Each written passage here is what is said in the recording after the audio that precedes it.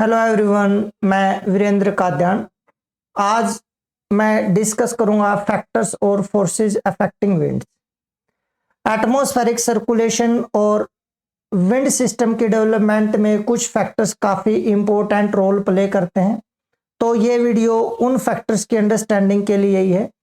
तो सबसे पहले हमें यहाँ पर ये जानना होगा कि विंड क्या है और उसके बाद उसको अफेक्ट करने वाले फैक्टर्स कौन कौन से हैं उनके बारे में डिस्कस करेंगे। देखिए, विंड्स का मतलब होता है जब air atmospheric gases earth surface के ऑलमोस्ट हॉरिजॉन्टली किसी भी डायरेक्शन में मूव करती हैं तो उस मूवमेंट को विंड कहा जाता है। अगर हॉरिजॉन्टल मूवमेंट है तो इसको एडवेक्शन या विंड बोलते हैं, वर्टिकल मूवमेंट है तो इसको कन्वेक्शन बोलते हैं। और ये जो हॉरिजॉन्टल मूवमेंट है पर्टिकुलरली इसको अफेक्ट करने वाले तीन इंपॉर्टेंट फोर्सेस होते हैं या तीन इंपॉर्टेंट फैक्टर्स होते हैं, और ये है pressure gradient force, Coriolis force and frictional force. मैंने आप लोगों को प्रेशर ग्रेडियंट फोर्स और कोरियोलिस फोर्स के बारे में कुछ पहले बता भी रखा है। अगर आप लोगों ने मेरी कोरियोलिस फोर्स के रिगार्डिंग वीडियो देखी है या जो एयर प्रेशर का डिस्ट्रीब्यूशन है, आइसोबार्स हैं, उनके रिगार्डिंग जो मैंने वीडियो डाली है वो आपने देखी है, तो आप लोगों को कम से कम इतना जरूर पता चला होगा कि प्रेशर ग्रेडियंट फोर्स और कोरियोलिस फोर्स क्या है और ये किस टाइप से विंड को अफेक्ट करते हैं। तो आइए इनको यहाँ पर जान लेते हैं। देखिए, प्रेशर ग्रेडियंट फोर्स क्या है। प्रेशर ग्रेडियंट फोर्स है, पहले मैं थोड़ा सा बता दूं, जो अर्थ के ऊपर एयर प्रेशर की डिस्ट्रीब्यूशन है ना, उसको दिखाने के लिए हम आइसोबार्स का यूज करते हैं। आइसोबार्स ये वो इमेजिनरी लाइंस होती हैं जो इक्वल एयर प्रेशर के प्लेसेस को ज्वाइन करते हैं। जैसे अगर मैं यहाँ पर 1000 मिलीबार के एयर प्रेशर के कुछ प्लेसेस को मान लेते हैं, ये एक प्लेस ये है, दूसरा ये है, थर्ड ये है, फोर्थ, फिफ्थ, ये 5 प्लेसेस है जिन पर एयर प्रेशर अराउंड 1000 मिलीबार है। ये 5 वो प्लेसेस हैं जिन पर एयर प्रेशर 1000 मिलीबार है। तो इन सभी प्लेसेस को ज्वाइन करने वाली जो लाइन होगी वो आइसोबार होगी। फिर मैं मान लेता हूं कि कुछ ये प्लेसेस हैं जिन पर जो एयर प्रेशर है वो है 997 MB। तो इन सब प्लेसेस को जोड़ने वाली जो लाइन होगी ये भी एक आइसोबार होगी।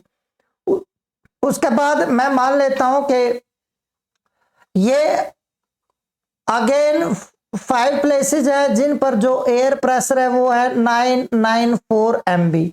तो इनको फ्री हैंड से ज्वाइन करने वाली जो लाइन ड्रॉ की जाएगी तो ये भी एक आइसोबार होगा। और ये जो आइसोबार्स हैं ये ड्रॉ किए जाते हैं सी लेवल पर, मींस किसी भी प्लेस का सी लेवल पर एयर प्रेशर आइसोबार्स की हेल्प से दिखाया जाता है।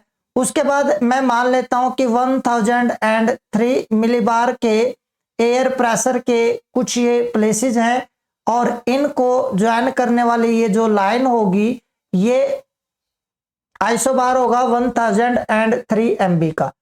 अब ये एयर प्रेशर के डिस्ट्रीब्यूशन को ये लाइनें दिखा रही हैं सी लेवल पर, और यहां पर अगर आप देखेंगे तो इस साइड यहां पर हाई प्रेशर होगा इस पूरे एरिया में और इस साइड लो प्रेशर होगा, क्योंकि जो आइसोबार्स पर जो आप एयर प्रेशर देख रहे हैं वो इस डायरेक्शन में डिक्रीज कर रहा है। तो जो आइसोबार्स है ना ये क्या करते हैं, एक एरिया से दूसरे एरिया के बीच में एयर प्रेशर के डिस्ट्रीब्यूशन को दिखाते हैं, और जो प्रेशर ग्रेडियंट है वो किसी भी एरिया के एयर प्रेशर के डिफरेंस को बताएगा। ध्यान से सुनिएगा मैं क्या कह रहा हूं। मैं ये कह रहा हूं कि जो प्रेशर ग्रेडियंट है, प्रेशर ग्रेडियंट मींस डिफरेंस और स्लोप। जो प्रेशर ग्रेडियंट है ये दो प्लेसेस के बीच में एयर प्रेशर के डिफरेंस को बताएगा। मींस अगर मैं इस एरिया के और इस एरिया के एयर प्रेशर के डिफरेंस को बताऊं तो ये कितना प्रेशर ग्रेडियंट है यहाँ पर 1003 और 994, तो ये अराउंड 9 MB का प्रेशर ग्रेडियंट है, और प्रेशर ग्रेडियंट की जो डायरेक्शन होती है वो हमेशा high pressure to low pressure होती है। आप इस चीज को ध्यान रखेंगे। तो यहां पर प्रेशर ग्रेडियंट फोर्स की, प्रेशर ग्रेडियंट की ये डायरेक्शन है, और इस एयर प्रेशर डिफरेंस के कारण एक फोर्स जनरेट होता है जिसको हम प्रेशर ग्रेडियंट फोर्स बोलते हैं, और यही डायरेक्शन जो है प्रेशर ग्रेडियंट फोर्स की भी होगी। तो प्रेशर ग्रेडियंट एयर प्रेशर का डिफरेंस है, और उसके कारण जो फोर्स जनरेट होता है उसको प्रेशर ग्रेडियंट फोर्स बोलते हैं। लेकिन अगर मैं इसको डिफाइन करूं तो मैं ये कह सकता हूं कि जो प्रेशर ग्रेडियंट फोर्स है it is net force caused by air pressure difference per unit horizontal distance. इस चीज को आप देखेंगे कि पर यूनिट हॉरिजॉन्टल डिस्टेंस पर प्रेशर ग्रेडियंट कितना आ रहा है, या प्रेशर एयर प्रेशर का डिफरेंस कितना आ रहा है, वो प्रेशर ग्रेडियंट फोर्स को डिटरमाइन करता है। जैसे अगर मैं ये कहूं कि यहां पर ये जो डिस्टेंस है ना, इस आइसोबार और ये जो हाई प्रेशर का जो आइसोबार है, इनके बीच की अगर डिस्टेंस 9 किलोमीटर है, तो ये 9 मिलीबार का ही एयर प्रेशर का डिफरेंस है और 9 किलोमीटर डिफरेंस है। तो इसका मतलब क्या हुआ, यूनिट हॉरिजॉन्टल डिस्टेंस की अगर मैं बात करूं तो 1 मिलीबार का डिफरेंस है 1 किलोमीटर हॉरिजॉन्टल डिस्टेंस में। पर अब आप एज्यूम करके देखें, अगर यही डिस्टेंस 18 किलोमीटर होती, 18 किलोमीटर, तो क्या होता, 1 मिलीबार का डिफरेंस आता कितने किलोमीटर पर, 2 kilometre per unit horizontal distance होनी चाहिए, तो इसका मतलब है 0.5 मिलीबार का डिफरेंस आ जाता पर किलोमीटर हॉरिजॉन्टल डिस्टेंस पर। तो इसका मतलब क्या हुआ, अगर ये डिस्टेंस 18 किलोमीटर होती तो उस टाइम पर प्रेशर ग्रेडियंट फोर्स वीकर होता, और अगर फर्स्ट केस में देखें तो ये 1 मिलीबार पर किलोमीटर एयर प्रेशर का डिफरेंस है, तो फर्स्ट केस में प्रेशर ग्रेडियंट फोर्स स्ट्रोंगर होगा, क्योंकि ये नेट फोर्स होता है जो पर यूनिट हॉरिजॉन्टल डिस्टेंस पर एयर प्रेशर के डिफरेंस को बताएगा। जितना पर यूनिट हॉरिजॉन्टल डिस्टेंस पर एयर प्रेशर ज्यादा होगा उतना ही प्रेशर ग्रेडियंट फोर्स स्ट्रोंगर होगा। तो आपको ध्यान क्या रखना है कि जो प्रेशर ग्रेडियंट फोर्स है इसकी डायरेक्शन क्या होती है, इसकी डायरेक्शन होती है हाई प्रेशर से लो प्रेशर। और आप लोग यहां पर देख रहे होंगे मैंने क्या बोला कि यहां से हाई प्रेशर से लो प्रेशर की तरफ प्रेशर ग्रेडियंट फोर्स अप्लाई होगा। तो प्रेशर ग्रेडियंट फोर्स अगर आप देख पा रहे हो इट इज मोर और less perpendicular to the isobars, तो ये मोर और लेस आइसोबार्स के परपेंडिकुलर होता है जो प्रेशर ग्रेडियंट फोर्स है। और जो विंड डायरेक्शन है, विंड डायरेक्शन ये डिपेंड करती है कि जो प्रेशर ग्रेडियंट फोर्स है वो कितना है। मींस अगर प्रेशर ग्रेडियंट फोर्स स्ट्रोंगर होगा तो विंड डायरेक्शन डिफरेंट होगी, और अगर प्रेशर ग्रेडियंट फोर्स वीकर होगा तो विंड डायरेक्शन डिफरेंट होगी। अब इस पॉइंट को भी समझ लेते हैं कैसे। देखिए अगर प्रेशर ग्रेडियंट फोर्स स्ट्रोंगर होगा तो होगा क्या, दो प्लेसेस के बीच में एयर प्रेशर का डिफरेंस ज्यादा होगा। और मैंने आप लोगों को यह बता रखा है, अगर आप लोगों ने एयर प्रेशर के रिगार्डिंग मेरी वीडियो देखी है तो मैंने वहां पर बताया है कि एयर प्रेशर के डिफरेंस के कारण ही विंड मूवमेंट होती है। हाई प्रेशर से हमेशा विंड लो प्रेशर की तरफ जाएगी, लेकिन जो विंड की स्पीड होगी वो एयर प्रेशर के डिफरेंस पर डिपेंड करेगी। जैसे यहां पर जो हमने दो केसेस लिए थे उनको एक बार देख लेते हैं। फर्स्ट केस में क्या था, जो एयर प्रेशर डिफरेंस था हॉरिजॉन्टल ये ज्यादा स्ट्रोंगर था, सेकंड केस में ये कंपैरेटिवली वीकर था। तो फर्स्ट केस में जो डिफरेंस था वो स्ट्रोंगर था, इसलिए जो प्रेशर ग्रेडियंट फोर्स है वो स्ट्रोंगर हो जाएगा, और उस फोर्स के कारण ही एयर की मूवमेंट होगी, विंड की मूवमेंट होगी। इसका मतलब है प्रेशर ग्रेडियंट फोर्स जब स्ट्रोंगर होगा तो विंड की स्पीड ज्यादा होगी। फर्स्ट केस में प्रेशर ग्रेडियंट स्ट्रोंगर है, इसलिए प्रेशर ग्रेडियंट फोर्स स्ट्रोंगर होने के कारण विंड की मूवमेंट भी ज्यादा होगी। तो जितनी विंड की मूवमेंट ज्यादा होगी, आप लोगों ने मेरा कोरियोलिस फोर्स के रिगार्डिंग जो मैंने वीडियो बनाया है उसको अगर आपने देखा है और समझा है तो वहां पर मैंने ये बताया है कि जितनी विंड की स्पीड इंक्रीज करेगी विंड स्पीड, उतना ही कोरियोलिस फोर्स भी इंक्रीज करेगा। इसका मतलब है विंड की स्पीड और कोरियोलिस फोर्स का डायरेक्ट रिलेशन है। जितनी स्पीड ज्यादा होगी कोरियोलिस फोर्स उतना ही ज्यादा होगा। और कोरियोलिस फोर्स का मतलब क्या? विंड का डिफ्लेक्शन। मतलब अगर मैं यहां पर आपको बताऊं कि फर्स्ट केस जो है उसको अगर कंसिडर करूं तो हो सकता है विंड की जो डिफ्लेक्शन है वो इतनी हो जाए, लेकिन सेकंड जो केस है उसमें हो सकता है कि जो विंड का डिफ्लेक्शन था वो इतना हो। आप देखिए, जब प्रेशर ग्रेडियंट फोर्स वीकर होगा तो विंड की स्पीड भी कम होगी, और अगर विंड की स्पीड कम होगी तो कोरियोलिस फोर्स वीक होगा। कोरियोलिस फोर्स अगर वीक होगा तो जो विंड होगी ना अपने स्ट्रेट पाथ से वो कम डिफ्लेक्ट करेगी अगर कोरियोलिस फोर्स वीक होगा तो। इसका मतलब है कम स्पीड होगी तो कोरियोलिस फोर्स वीक होगा तो डिफ्लेक्शन कम होगा। तो ये तो है जब कोरियोलिस फोर्स वीक होगा, लो होगा। और ये सेकंड केस है जब कोरियोलिस फोर्स हायर होगा या स्ट्रोंगर होगा, या जब लो स्पीड होगी विंड की तो डिफ्लेक्शन क्या होगा? ये होगा इस केस में, लो के केस में। और जब हाई स्पीड होगी विंड की तो डिफ्लेक्शन ये होगा। तो आप देख रहे हैं दोनों के केस में विंड की डायरेक्शन अलग है ना, तो इसलिए मैंने ये कहा है कि जो प्रेशर ग्रेडियंट फोर्स है इस पर विंड की डायरेक्शन डिपेंड करती है। Wind direction is dependent upon the direction of pressure gradient.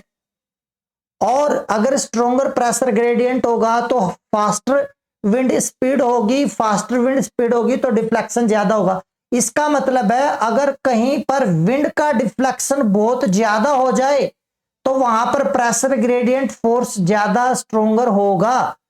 और इसको दूसरे तरीके से भी बोल सकते हैं। आप देखिए यहां पर अगर आप समझ पा रहे हो तो ये डिफ्लेक्शन है, तो ये आइसोबार के साथ ये एंगल है इस विंड की मूवमेंट का, विंड डायरेक्शन का।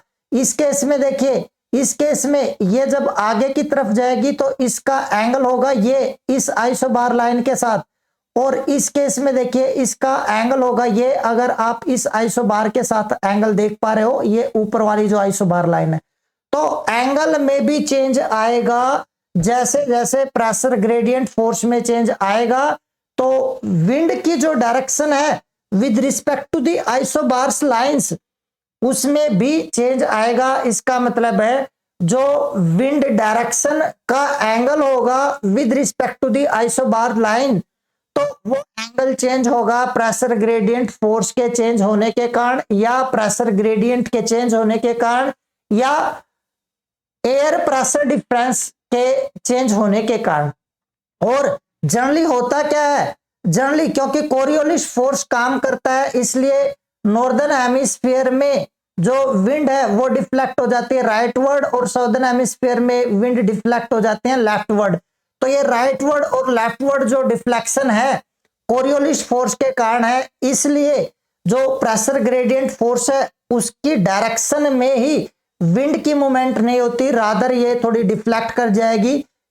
इसलिए जनरली क्या होता है, इसलिए जनरली क्या होता है, विंड जो होंगी they generally cut isobar at an acute angle, means 90 degree से कम एंगल पर ये विंड आइसोबार को कट करेंगी। क्योंकि जैसे ये आइसो, यहां पर देखिए ये प्रेशर ग्रेडियंट फोर्स है, तो प्रेशर ग्रेडियंट फोर्स तो जो आइसोबार लाइंस हैं इनके परपेंडिकुलर ही है मोर और लेस, लेकिन ये परपेंडिकुलर नहीं है, बल्कि जो विंड मूवमेंट होगी ना ये एक्यूट एंगल पर होगी with respect to the isobars. मुझे लगता है चीजें आप लोग समझ पा रहे होंगे। और जो प्रेशर ग्रेडियंट होगा, प्रेशर ग्रेडियंट को हम टू डायरेक्शंस में देख सकते हैं, एक है वर्टिकल प्रेशर ग्रेडियंट और दूसरा है हॉरिजॉन्टल प्रेशर ग्रेडियंट। इसको भी एक बार समझ लेते हैं। देखिए, अगर मान लेते हैं कि ये सी लेवल है या अर्थ सरफेस है, इससे जब हम अपवर्ड मूव करेंगे एटमॉस्फेयर में तो भी एयर प्रेशर का चेंज आएगा, है ना। तो ये वर्टिकल प्रेशर ग्रेडियंट होगा, वर्टिकल प्रेशर ग्रेडियंट होगा, जो एयर प्रेशर का डिफरेंस आएगा जब हम वर्टिकली मूव करेंगे। तो एक तो होता है वर्टिकल प्रेशर ग्रेडियंट, दूसरा जब हम अर्थ सरफेस पर मूव करेंगे from one place to another place तो भी एयर प्रेशर का डिफरेंस आएगा, तो उसको बोलते हैं हॉरिजॉन्टल प्रेशर ग्रेडियंट। अर्थ सरफेस पर जो प्रेशर डिफरेंस होगा बिटवीन डिफरेंट पॉइंट्स और प्लेसेस उसको हॉरिजॉन्टल प्रेशर ग्रेडियंट बोलेंगे, और सी लेवल से अपवर्ड मूव करने पर जो एयर प्रेशर का डिफरेंस होगा उसको हम वर्टिकल प्रेशर ग्रेडियंट बोलेंगे। ग्राउंड पर या अर्थ सरफेस पर जो एयर प्रेशर का डिफरेंस है उसको हॉरिजॉन्टल प्रेशर ग्रेडियंट कहा जाता है, और एटमॉस्फेयर में अपवर्ड मूव करने पर जो एयर प्रेशर का डिफरेंस है उसको वर्टिकल प्रेशर ग्रेडियंट कहा जाता है। और इन प्रेशर ग्रेडियंट्स के कारण ही या तो एयर हॉरिजॉन्टली मूव करती है, जिसको एडवेक्शन या विंड्स बोलते हैं, जिसको हम एडवेक्शन या विंड्स बोलते हैं, विंड। और एक होता है वर्टिकल मूवमेंट, एयर का अपवर्ड या डाउनवर्ड जो मूवमेंट होता है वो वर्टिकल प्रेशर ग्रेडियंट फोर्स के कारण होता है, और उसको हम कन्वेक्शन या ascending and descending of air बोलते हैं, या अपलिफ्ट और सब्सिडेंस ऑफ द एयर बोलते हैं, जो वर्टिकल मूवमेंट है प्रेशर ग्रेडियंट फोर्स के कारण। लेकिन आपको एक चीज काफी इंपॉर्टेंट पॉइंट है, अगर जो वर्टिकल प्रेशर ग्रेडियंट फोर्स है वो बैलेंस हो जाए जो ग्रेविटेशनल फोर्स है, इसका मतलब क्या, इसका मतलब यह है कि जितना वर्टिकल प्रेशर ग्रेडियंट फोर्स था उतना ही ग्रेविटेशनल फोर्स है। और अगर ऐसा होगा तो सोचकर देखिए, क्या एयर अपवर्ड मूव कर पाएगी? अगर वर्टिकल प्रेशर ग्रेडियंट जो है वो अपवर्ड है और उसके कारण एक अपवर्ड फोर्स लगा, तो जो ग्रेविटी है उतना ही अगर इसको बैलेंस करके डाउनवर्ड फोर्स लगा रही है ग्रेविटी, तो उसके कारण क्या होगा, एयर में कोई मूवमेंट नहीं होगी। इसका मतलब है जब प्रेशर ग्रेडियंट फोर्स बैलेंस हो जाएगा ग्रेविटेशनल फोर्स के कारण और एयर मूवमेंट जीरो होगी, तो उस एटमॉस्फेरिक कंडीशन को बोलते हैं हाइड्रोस्टैटिक इक्विलिब्रियम। जब हाइड्रोस्टैटिक इक्विलिब्रियम होगा तो एटमॉस्फेयर में स्टेबिलिटी होगी, एटमॉस्फेयर में मूवमेंट नहीं होगी। और जब एटमॉस्फेयर में स्टेबिलिटी होती ना तो एटमॉस्फेयर में रेनफॉल कंडेंसेशन नहीं होती है, तो एटमॉस्फेयर में ड्राई कंडीशंस प्रिवेल करते हैं। तो आप लोग ध्यान रखेंगे, हाइड्रोस्टैटिक इक्विलिब्रियम के टाइम पर एटमॉस्फेरिक स्टेबिलिटी होती है, एयर में कोई वर्टिकल मूवमेंट नहीं होती है और एटमॉस्फेरिक कंडीशंस उस टाइम पर ड्राई होती हैं। जो प्रेशर ग्रेडियंट फोर्स है ये जितना ज्यादा स्ट्रोंगर होगा उतना ही लोअर एंगल होगा विंड्स का विद रिस्पेक्ट टू आइसोबार्स। आपको अगर ध्यान हो, मैंने बताया था कि मान लेते हैं ये आइसोबार लाइंस हैं, ठीक है, और प्रेशर ग्रेडियंट फोर्स इस डायरेक्शन में, तो विंड की स्पीड जितनी ज्यादा होगी, जैसे ये विंड की स्पीड कम है, कोरियोलिस फोर्स वीकर है, ये विंड की स्पीड और ज्यादा हो गई, ये और ज्यादा हो गई, और अगर बहुत ज्यादा हो गई तो विंड मोर और less parallel to the isobars हो जाती है। तो क्या ये एंगल चेंज नहीं हो रहा है? आप यहां पर देखिए, इस विंड का यहां पर कुछ एंगल है, इसका अलग है, और इसका अलग है, इसका अलग है। तो ये जो एंगल होगा ना विंड का with respect to the isobars, ये प्रेशर ग्रेडियंट फोर्स के मैग्नीट्यूड पर डिपेंड करता है। जितना स्ट्रॉन्गर प्रेशर ग्रेडियंट फोर्स होगा उतना ही लोअर एंगल बनता चला जाएगा जो विंड्स है उसका आइसोबार्स के साथ। विंड्स की मूवमेंट और डायरेक्शन को अफेक्ट करने वाला दूसरा फोर्स है कोरियोलिस फोर्स। कोरियोलिस फोर्स को आप लोग जानते हैं, ऑलरेडी मैंने एक डिटेल वीडियो बनाई है, पर यहां पर जानने के लिए आपको पता है कि अर्थ की रोटेशन के कारण एक डिफ्लेक्टिव इफेक्ट या एक डिफ्लेक्टिव फोर्स डेवलप होता है। ये एक शूडो फोर्स होता है और ये रादर एक इफेक्ट होता है अर्थ की रोटेशन के कारण, जिसके कारण जो विंड्स है वो नॉर्दर्न हेमिस्फीयर में अपने पाथ से राइटवर्ड डिफ्लेक्ट हो जाते हैं और साउदर्न हेमिस्फीयर में अपने पाथ से ये लेफ्टवर्ड डिफ्लेक्ट हो जाते हैं। इसलिए कोरियोलिस फोर्स को डिफ्लेक्टिव फोर्स भी कहा जाता है। और ये जो कोरियोलिस फोर्स है it acts always to the right angle to the wind direction और generally perpendicular to the pressure gradient force. इसका मतलब क्या है, इसको समझते हैं। देखिए, अगर आप यहां पर देखें, ये था प्रेशर ग्रेडियंट फोर्स, ये हाई प्रेशर इधर मैंने मान लिया और इस साइड लो प्रेशर है, तो ये प्रेशर ग्रेडियंट फोर्स की डायरेक्शन हुई। इसके ऊपर कोरियोलिस फोर्स, अगर ये साउदर्न हेमिस्फीयर होगा तो कोरियोलिस फोर्स यहां पर इस डायरेक्शन में परपेंडिकुलर होगा प्रेशर ग्रेडियंट फोर्स के, और इसको जो है एक इफेक्ट मिलेगा इस प्रेशर ग्रेडियंट फोर्स को लेफ्टवर्ड। मींस इस प्रेशर ग्रेडियंट फोर्स के कारण विंड की जो टेंडेंसी होगी मूव करने की, वो इस प्रेशर ग्रेडियंट फोर्स की डायरेक्शन में ही होगी। इसका मतलब यह है कि विंड जो है हाई प्रेशर से लो प्रेशर की तरफ स्ट्रेट पाथ ही ट्रेवल करना चाहेगी, लेकिन अगर साउदर्न हेमिस्फीयर है तो इस विंड डायरेक्शन के परपेंडिकुलर एक फोर्स लगेगा जो इस विंड को लेफ्टवर्ड अट्रैक्ट करेगा, जिसके कारण लेफ्टवर्ड डिफ्लेक्शन हो जाएगा अगर साउदर्न हेमिस्फीयर है। तो अगर नॉर्दर्न हेमिस्फीयर है तो ये जो प्रेशर ग्रेडियंट फोर्स है इसके परपेंडिकुलर राइटवर्ड एक फोर्स लगेगा। ये परपेंडिकुलर राइटवर्ड फोर्स है जिसके कारण जो विंड हाई प्रेशर से लो प्रेशर की तरफ प्रेशर ग्रेडियंट फोर्स की डायरेक्शन में ही मूव करना चाह रही थी, तो वो विंड इस राइटवर्ड फोर्स के कारण राइटवर्ड डिफ्लेक्ट कर जाएंगी। और यहां पर ये जो ब्लैक कलर में लाइंस आपको दिख रही हैं, ये विंड का डिफ्लेक्शन ही है। तो आपको ध्यान रखना है कि generally Coriolis force pressure gradient force के परपेंडिकुलर काम करेगा, लेकिन विंड डायरेक्शन के ऑलवेज परपेंडिकुलर या राइट एंगल पर काम करेगा। जो मैग्नीट्यूड है कोरियोलिस फोर्स का, ये डिपेंड करता है तीन चीजों पर: लैटिट्यूड, वेलोसिटी और mass of the moving object और बॉडी। और जैसे जैसे हम इक्वेटर से पोल्स की तरफ मूव करेंगे तो जो लैटिट्यूड है इसकी वैल्यू इंक्रीज करेगी और कोरियोलिस फोर्स की वैल्यू भी इंक्रीज करेगी। इसका मतलब है कोरियोलिस इफेक्ट और जो डिफ्लेक्शन है वो हायर लैटिट्यूड्स की तरफ बढ़ेगा।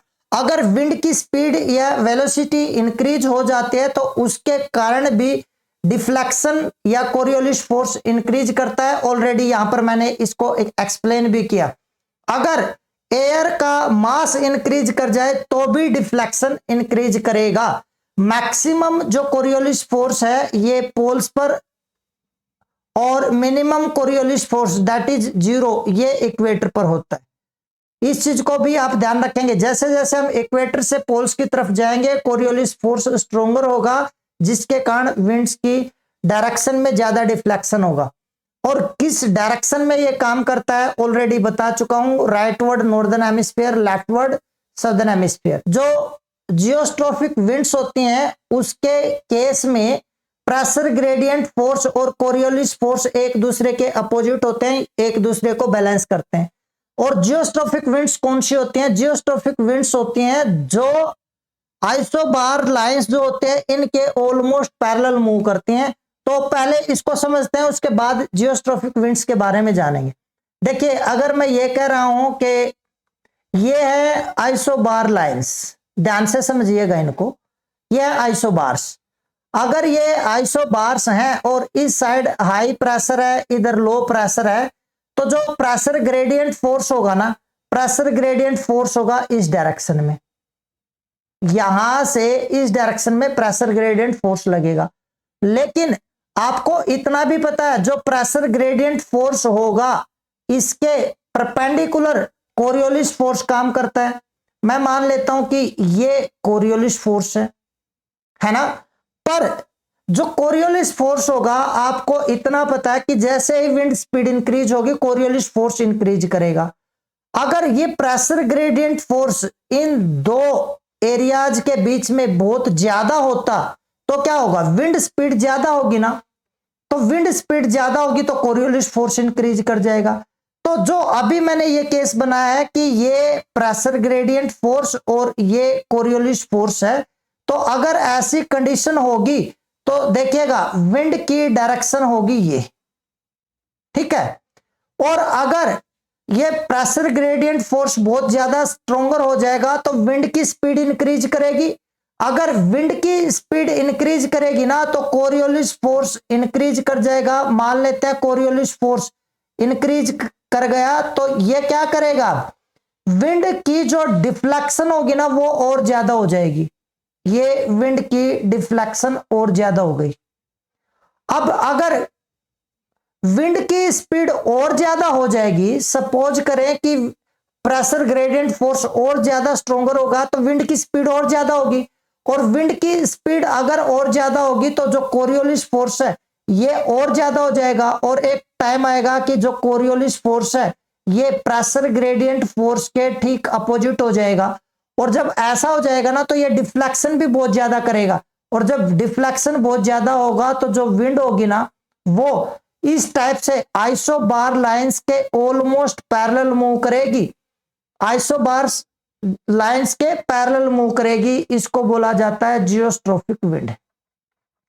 मुझे लगता है आप लोग समझ पाए होंगे कि जैसे जैसे जो कोरियोलिस फोर्स है ये इंक्रीज होता जाएगा, कोरियोलिस फोर्स जब इंक्रीज करेगा तो इसका प्रेशर ग्रेडियंट फोर्स के साथ जो एंगल है ना ये भी इंक्रीज होता चला जाएगा। और देखिए इस केस में देखिए ये अराउंड 180 डिग्री हो गया।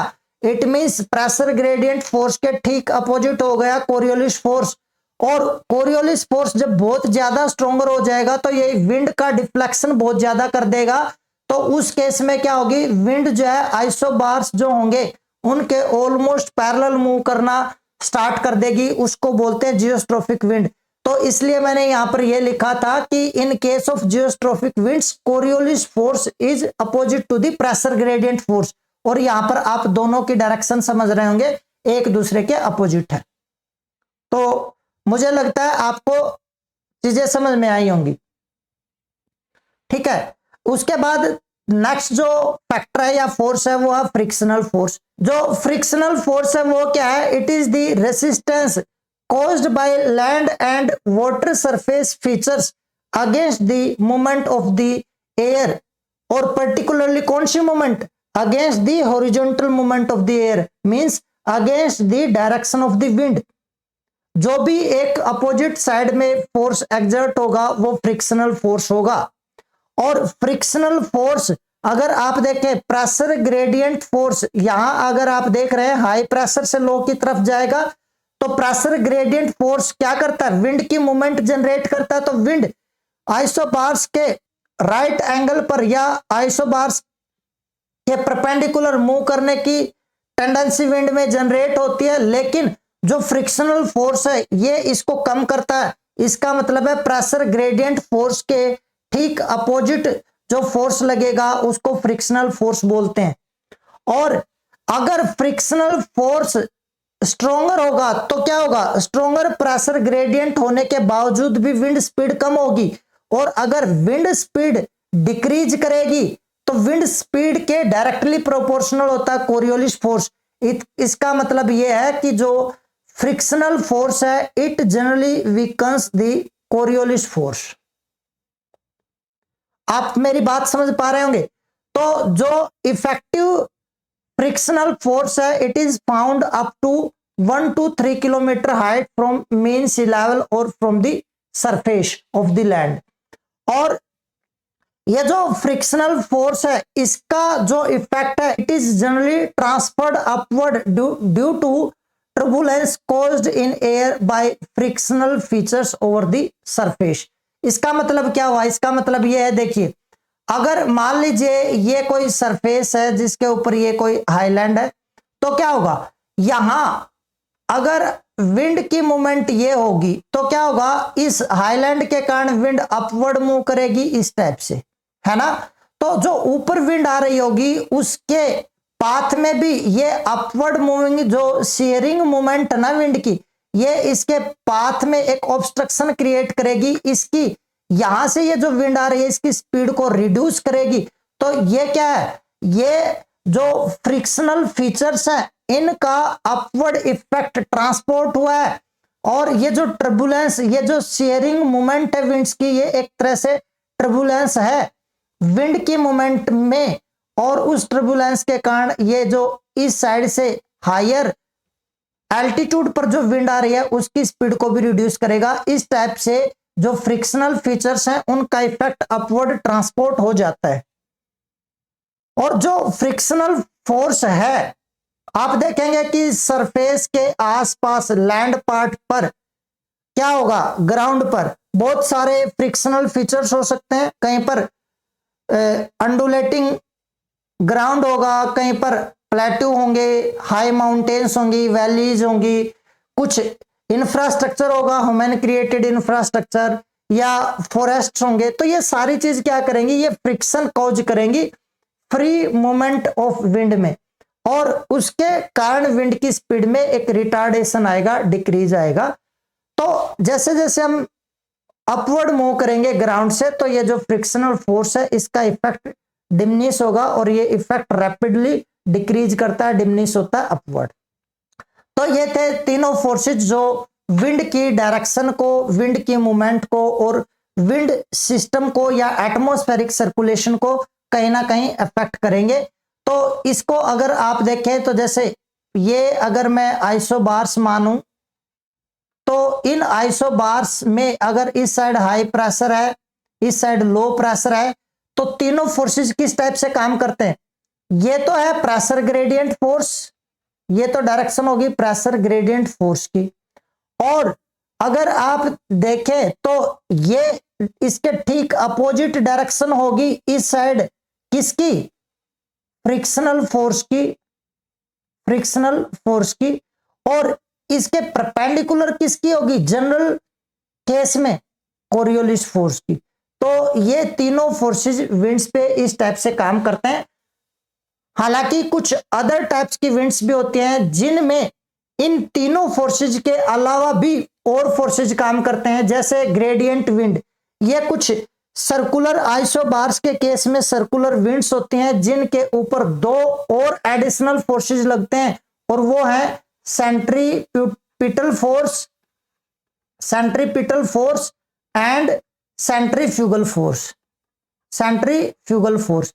और इन विंड्स के बारे में मैं कभी फिर सेपरेट वीडियो बनाऊंगा और डिस्कस करूंगा, और तब वहां पर मैं इन फोर्सेज को डिस्कस करूंगा डिटेल में।